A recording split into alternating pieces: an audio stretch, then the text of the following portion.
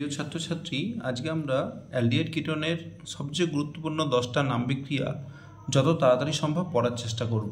এসো আমরা শুরু করি। প্রথমে খেয়াল রাখবো প্রিপারেশন থেকে কোন কোন নাম্বিক ক্রিয়া সবচেয়ে বেশি ইম্পর্টেন্ট। সবার প্রথমে রোজেনমান রিডাকশন, বুঝতেই পারছি বিজারণ অর্থাৎ অ্যাসিড ক্লোরাইড, যেটা অ্যাসিডের একটা সংজাত যৌগ, সেখান থেকে অ্যালডিহাইড তৈরি হবে। কিভাবে তৈরি হবে তার জন্য আমার একটা রিয়েজেন্ট ইউজ করতে হবে, সেটা হচ্ছে হাইড্রোজেন পিডি। সঙ্গে আমাকে একটা ক্যাটালিস্ট পয়জন ব্যবহার করতে হবে যাতে আমার বিক্রিয়াটা অ্যালডিহাইড স্টেপে থেমে যায়। সেই জন্য আমরা সালফার বা কুইনোলিন ব্যবহার করি। সেই বিক্রিয়ার ফলে আমাদের তৈরি হয় অ্যালডিহাইড। অ্যালিফ্যাটিক অ্যালডিহাইডের ক্ষেত্রেও কিন্তু এটা হবে। এখানে আমরা দেবো H2PD BSO4 লিন্ডলার ক্যাটালিস্ট, আর দেবো সালফার, আর সলভেন্ট থাকবে বয়েলিং জাইলিন। এখানে কি কি খেয়াল রাখতে হবে? ফর্মালডিহাইড, কিটোন এরা বিক্রিয়া অংশগ্রহণ করবে না, তখন ফর্মালডিহাইডের যে স্টার্টিং মেটেরিয়াল ফর্মিল ক্লোরাইড সেটা আনস্টেবল। পরের মেথডে চলে আসি, স্টিফেন মেথড। সায়ানাইড থেকে অ্যালডিহাইড তৈরি হয়। এখানেও বিন্দু বিজারণ করা হয়। কি ইউজ করা হয়? Stannous chloride, concentrate hydrochloric acid. প্রথম ধাপে তৈরি হয় aldimine hydrochloride CH3CH double bond NH। পরের ধাপে হাইড্রোলিসিস হয়ে তৈরি হয় অ্যালডিহাইড। অ্যারোমেটিক অ্যালিফেটিক, দুই রকমের অ্যালডিহাইড বানানোর জন্য এই বিক্রিয়া ব্যবহার করা হয়। মনে রাখবো কিটোন থেকে তৈরি হয় না, বিক্রিয়ার মাঝখানে একটা অ্যালডিমিন হাইড্রোক্লোরাইড বলে ইন্টারমিডিয়েট হয়। ডাইভাল H এরকম একটা রিয়েজেন্ট যেটাও সায়ানাইডকে অ্যালডিহাইডে রূপান্তর করে, কিন্তু ডাইভাল H-এর বিক্রিয়াটা স্টিফেন মেথড নয়। যেহেতু সায়ানাইড থেকে অ্যালডিহাইড হয় তাই এটা আমাদের মনে রাখতে হবে। তারপরটা চলে এসো ওয়াকার প্রসেস, খুব ইম্পর্টেন্ট। অ্যালিফেটিক যখন আমরা হাইড্রোকার্বন পড়েছিলাম তখন আমরা দেখেছিলাম যে হাইড্রোকার্বন থেকে অ্যালডিহাইড, সেটার জন্য এই বিক্রিয়াটা বেশি ইম্পর্টেন্ট। হাইড্রোকার্বন অ্যালকিন, সেখানে যদি আমরা PdCl2 palladium chloride, CuCl2 cupric chloride, water, air দিই, তাহলে যতগুলো কার্বন ততগুলো কার্বনের অ্যালডিহাইড হবে। এখানে দুটো কার্বন অর্থাৎ ইথিন, সেখান থেকে তৈরি হবে ইথানল। কিন্তু মনে রাখবো হায়ার হয়ে গেলেই, অর্থাৎ সবচেয়ে সিম্পল যে মেম্বারটা তার অ্যালডিহাইড হবে, কিন্তু এর হায়ার হোমোলগ প্রোপিন সেখানে কিন্তু অ্যাসিটোন হবে। এরকমই আরেকটা রিয়াকশান আমরা পাবো অ্যালকাইন থেকে যখন আমরা অ্যালডিহাইড বানাবো। ওটা মনে রাখবো, ওটা কোনো নাম্বিক ক্রিয়া নয়। সেখানে কী হবে, অ্যালকাইনকে আমরা 1% Hg++ 20% H2SO4 দেবো, 60 থেকে 80 ডিগ্রি সেন্টিগ্রেড হিট দেবো, তাহলে অ্যাসিটিলিন থেকে তৈরি হবে অ্যাসিটালডিহাইড, আর প্রোপাইন থেকে তৈরি হবে কিটোন। এটাও এই প্রসঙ্গে পড়ে রাখা ভালো। অ্যালকিন থেকেও অ্যালডিহাইড কিটোন হয়, অ্যালকাইন থেকেও অ্যালডিহাইড কিটোন হয়। চলে আসি 4 নম্বর রিয়াকশান, যেটা আমার এমন রিয়াকশান শুধুমাত্র অ্যারোমেটিক অ্যালডিহাইড প্রস্তুতির ক্ষেত্রেই ব্যবহৃত হয়। এখান থেকে কিন্তু অ্যালিফেটিক অ্যালডিহাইড তৈরি হয় না। স্টার্টিং মেটেরিয়াল কি? যেহেতু অ্যারোমেটিক অ্যালডিহাইড তাই স্টার্টিং মেটেরিয়ালটা অ্যারোমেটিক একটা যৌগ যার নাম টলুইন। টলুইনকে যদি আমরা ক্রোমিল ক্লোরাইড দিই, CrO2Cl2 কার্বন ডাইসালফাইড সলভেন্ট ব্যবহার করি, তাহলে মাঝখানে একটা কমপ্লেক্স তৈরি হয় যেটা এরকম দেখতে হয়, CHO CrCl2OH2। দেখে ভয় লাগছে, কিন্তু এটা লেখা খুব কঠিন নয়। একটু খেয়াল করো, CrO2Cl2, ভাবো এই O2-র মধ্যে একটা O দিয়ে ক্রোমিয়ামের এই কমপ্লেক্সটা বন্ড করছে, এরকম দুটো বন্ড হবে, তাহলে CH3 দুটো হাইড্রোজেন চলে যাবে। তারা কি করবে, যখন এই O দিয়ে বন্ড হবে আরেকটা O এর সাথে এই হাইড্রোজেনটা লেগে যাবে, তাহলে দেখো খুব সহজে তুমি লিখতে পারবে। তাহলে 3টে হাইড্রোজেনের মধ্যে দুটো হাইড্রোজেনকে তুমি বাদ দিলে, একটা হাইড্রোজেন লিখে নিলে, O দিয়ে বন্ড শুরু করলে, দুটো অক্সিজেনের মধ্যে একটা অক্সিজেন লিখে নিলে O, তারপর ক্রোমিয়াম লিখলে, Cl2 লিখলে, দিয়ে আরেকটা অক্সিজেন তাকে OH বানিয়ে দিলে, ওই যে দুটো হাইড্রোজেন তারা মনে করো এখানে জুড়ে গেছে, দিয়ে এরকম হোল2 হয়েছে। এটা লিখতে পারলেই হলো, কিভাবে হয়েছে কেউ জানবে না, তোমাদের সিলেবাসে এখন নেই। এই যে কমপ্লেক্স হলো, সেই কমপ্লেক্সটা আমার পরবর্তী ধাপে হাইড্রোলিসিস হয়ে বেঞ্জালডিহাইডে রূপান্তর হবে। যখন এখানে ওয়াটার দেবো তখন কিন্তু এটা হয়ে যাবে আমার বেঞ্জালডিহাইড, CHO। খুব ইম্পর্টেন্ট রিয়াকশান, CBSE HS দুটোতেই আসে। মনে রাখবো যে এই রিয়াকশান থেকেও কিন্তু কিটোন তৈরি করা যায় না। এই প্রসঙ্গে একটা ছোট্ট বিক্রিয়া খেয়াল রাখি যে অ্যারোমেটিক অ্যালডিহাইড তৈরির যদি কখনো বেনজাইল ক্লোরাইড নিই, একে বেনজাইল ক্লোরাইড বলে, এবং আমরা ইউরোট্রোপিন CH2(6N4) হেক্সামিথিলিন টেট্রামিন তাকে দিয়ে রিফ্লাক্স করি এবং পরবর্তী ধাপে আমরা অ্যাসিড হাইড্রোলিসিস করি, তখনও কিন্তু এই CH2Cl গ্রুপটা CHO গ্রুপে রূপান্তরিত হয়। একে বলা হয় সোমলিটস রিয়াকশন। তাহলে আমরা অ্যারোমেটিক অ্যালডিহাইড বিশেষ করে বেঞ্জালডিহাইড প্রিপারেশনের দুটো রিয়াকশন পেলাম, একটা টলুইন থেকে বেঞ্জালডিহাইড যেটা সবচেয়ে বেশি গুরুত্বপূর্ণ, আরেকটা বেনজাইল ক্লোরাইড থেকে বেঞ্জালডিহাইড। গ্যাটারম্যান কচ অ্যালডিহাইড সিনথেসিস এর পরের বিক্রিয়া 5 নাম্বার। সেখানে আমরা সরাসরি বেঞ্জিন থেকে বেঞ্জালডিহাইড বানাতে পারি। রিয়েজেন্ট কি ব্যবহার করা হয়? এখানে ব্যবহার করা হয় COHCl, আর ক্যাটালিস্ট ব্যবহার করা হয় অ্যালুমিনিয়াম ট্রাইক্লোরাইড, কিউপ্রাস ক্লোরাইড, ওয়াকারে কিউপ্রিক ছিল, এখানে কিউপ্রাস ক্লোরাইড। এই রিয়েজেন্টগুলো ব্যবহার করে আমরা বেঞ্জিন থেকে সরাসরি বেঞ্জালডিহাইড তৈরি করতে পারব। অবশ্যই কিন্তু সিওটা লিখতে হবে, কেন এই সিওটা বেঞ্জালডিহাইডে কার্বনের সোর্স। পরের রিয়াকশন 6 নাম্বার রিয়াকশন 10টার মধ্যে উল্ফ-কিসনার রিয়াকশন। এটাকে আমরা অনেক সময় উল্ফ-কিসনার রিডাকশনও বলি, তার কারণ কার্বনিল গ্রুপকে রিডিউস করে অ্যালকেনে কনভার্ট করে। সিও গ্রুপ CH2 গ্রুপ হয়। কি হয়? কার্বনিল মনে করো এখানে রয়েছে তোমার অ্যাসিটোন, সেই অ্যাসিটোনকে যখন আমরা হাইড্রোজেন দিই তখন এটা হাইড্রোজোন তৈরি হয়, অ্যাসিটোনের হাইড্রোজোন তৈরি হয়।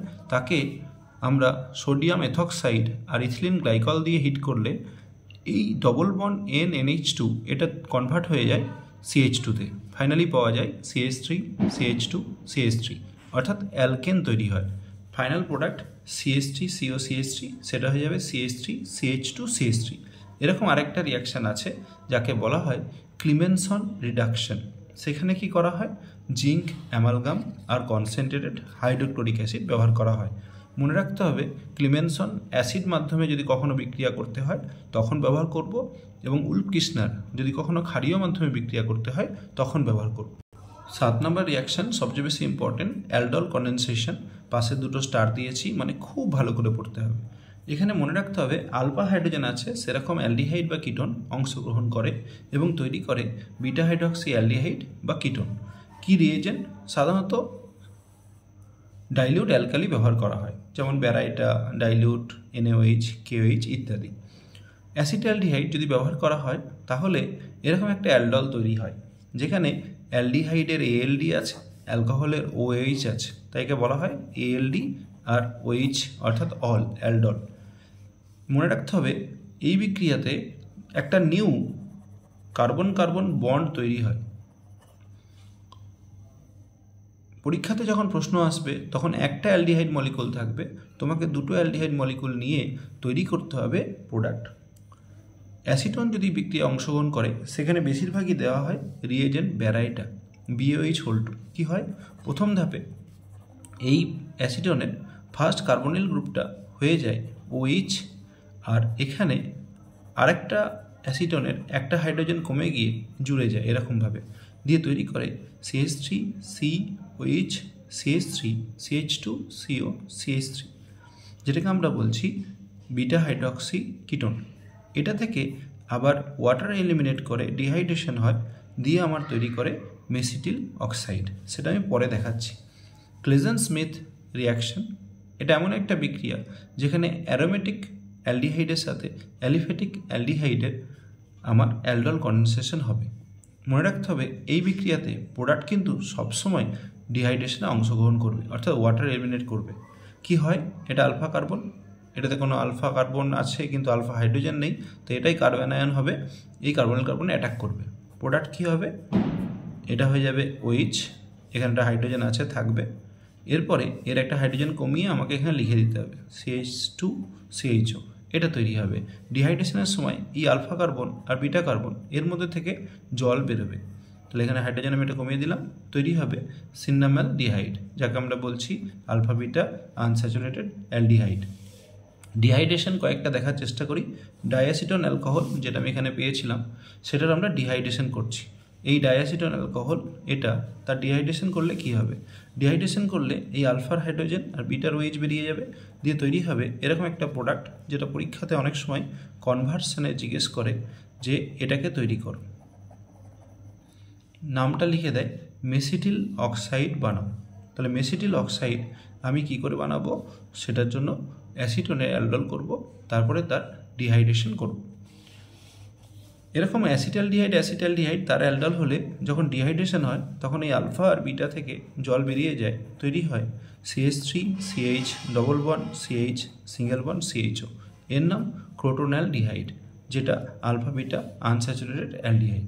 এর পরের রিয়াকশন ক্যানিজারও মনে রাখতে হবে যে সমস্ত অ্যালডিহাইডে আলফা হাইড্রোজেন নেই, যেমন formaldehyde, benzaldehyde, trimethyl acetaldehyde, glyoxal, phenyl glyoxal অর্থাৎ থ্যালঅ্যালডিহাইড, এরা কিন্তু ক্যানিজারো বিক্রিয়ায় অংশগ্রহণ করে।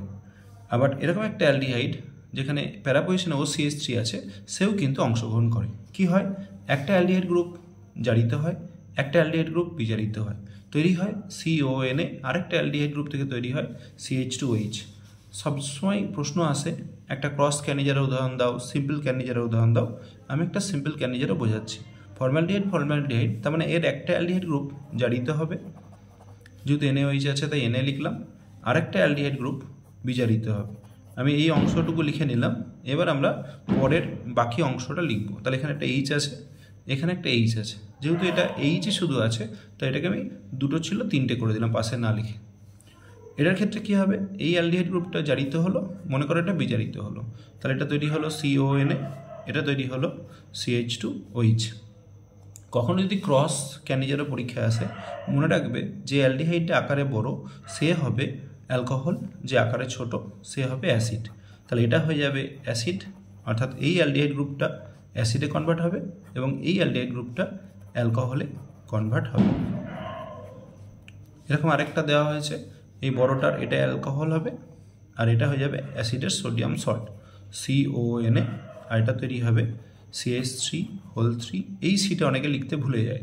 তারপরে আমাকে লিখতে হবে কিন্তু CH2OH, শুধু OH নয় CH2OH, কেন অ্যালডিহাইড গ্রুপটা CH2OH গ্রুপে কনভার্ট হবে।